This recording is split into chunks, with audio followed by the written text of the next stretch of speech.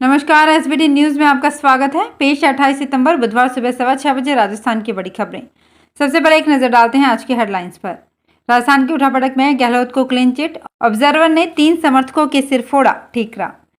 राजस्थान के सियासी संकट पर घनश्याम तिवाड़ी का बड़ा बयान। गहलोत बोले, टेंशन मत लो, मैं हूं ना, सब ठीक होगा। गहलोत ने अनुकंपा नियुक्ति के 47 प्रकरणों में दी शिथिलता और ट्रेनों में वेटिंग 200 के पार, फिर भी त्योहार स्पेशल ट्रेनों का इंतजार। और अब खबरें विस्तार से। राजस्थान में जारी सियासी घटनाक्रम के बीच कांग्रेस की केंद्रीय पर्यवेक्षक अजय माकन और मल्लिकार्जुन खड़गे ने अपनी रिपोर्ट पार्टी अध्यक्ष सोनिया गांधी को सौंप दी है।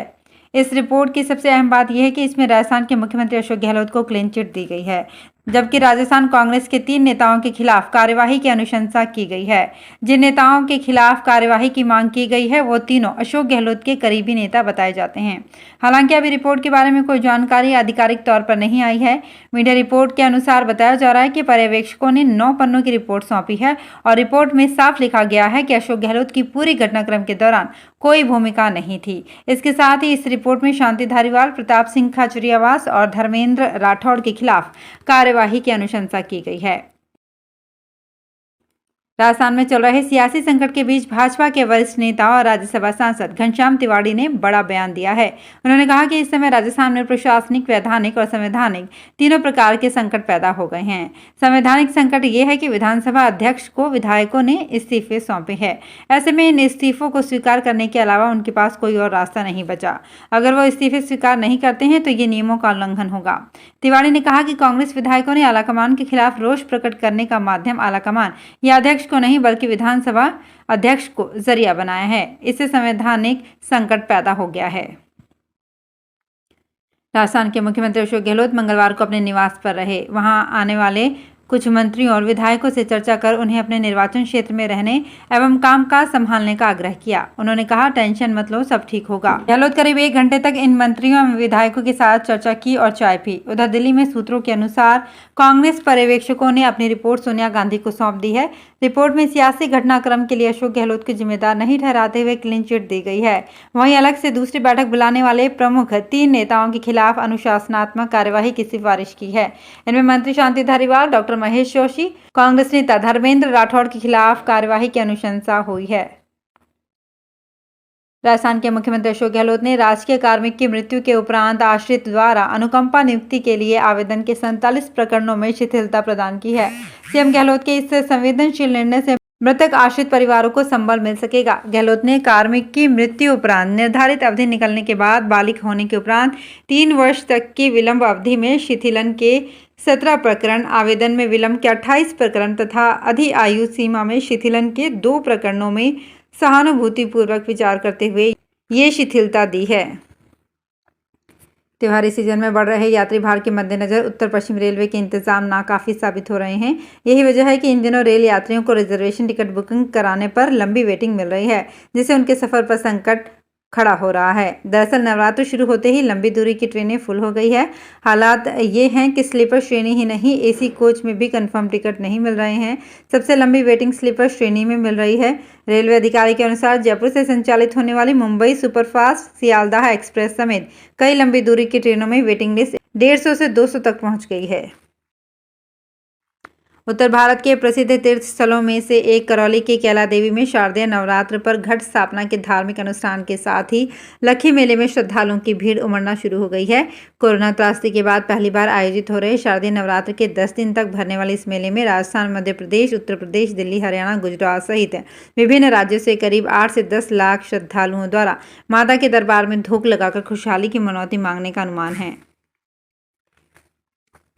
राजस्थान के झुंझुनू जिले में प्रधान डाकघर सहित सभी 62 उप डाकघरों में हाईटेक व्यवस्था लागू हो गई है। झुंझुनू के डाक अधीक्षक रामावतार सोनी ने बताया कि डाकघरों में काउंटर्स पर नकद की समस्या से निजात और डिजिटल लेन देन को बढ़ावा देने के लिए ये पहल की गई है। इससे लोगों को काफी सहूलियत होगी। उन्होंने लोगों से डिजिटल भुगतान करने की अपील की है। केंद्र सरकार ने मंगलवार को 79 साल की अभिनेत्री आशा पारेख को 2022 का दादा साहेब फाल्के अवार्ड देने का ऐलान किया। 30 सितंबर को राष्ट्रपति द्रौपदी मुर्मू विज्ञान भवन ये पुरस्कार प्रदान करेंगी। ये जानकारी केंद्रीय मंत्री अनुराग ठाकुर ने दी। जयपुर एसीबी ने मंगलवार को जलदाय विभाग के चीफ इंजीनियर मनीष बेनीवाल सहित 4 लोगों को कोर्ट में पेश किया।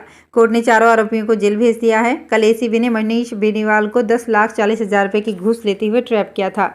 एसीबी ने मनीष के अलावा जयपुर ग्रामीण ऑफिस में तैनात बाबू शफीक के घर से 6 लाख रुपए की नकदी बरामद की। इसके अलावा एक और बाबू विनोद सिंह को एसीबी ने गिरफ्तार किया था।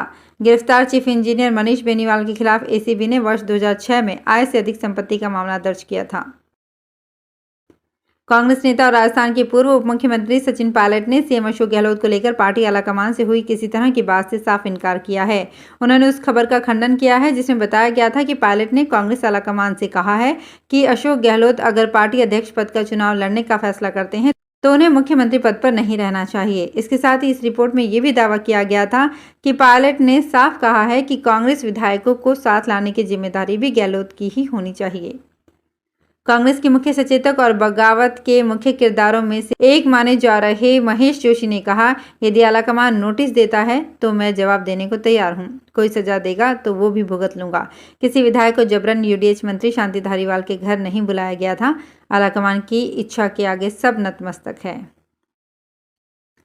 पवन बंसल ने मंगलवार को दिल्ली में अध्यक्ष पद के लिए नामांकन फॉर्म लिया। मधुसूदन मिस्त्री ने कहा कि पवन बंसल और शशि थरूर नामांकन फॉर्म ले चुके हैं। गहलोत को लेकर कोई अपडेट नहीं है, इस बारे में वो कुछ नहीं कह सकते।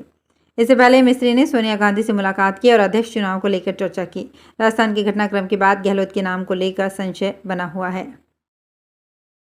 कांग्रेस अनुशासन कमेटी के अध्यक्ष ए.के. एंटनी को दिल्ली बुलाया गया है। एंटनी मंगलवार रात 10 बजे तक दिल्ली पहुंचने वाले थे। एंटनी मंगलवार देर रात या वे सोनिया गांधी से मुलाकात करेंगे। राजस्थान के घटनाक्रम को देखते हुए एंटनी को बुलाना काफी अहम माना जा रहा है। एंटनी को अजय माकन की रिपोर्ट पर एक्शन लेने के लिए कहा जा सकता है। तो फिलहाल इस बुलेटिन में इतना ही, फिर हाजिर होंगे कुछ और बड़ी खबरों के साथ। अगर आप भी अपने आसपास की छोटी बड़ी और महत्वपूर्ण खबरों से अपडेट रहना चाहते हैं तो सब्सक्राइब कीजिए हमारे चैनल एसपीटी न्यूज को और प्रेस कीजिए बेल आइकन पर।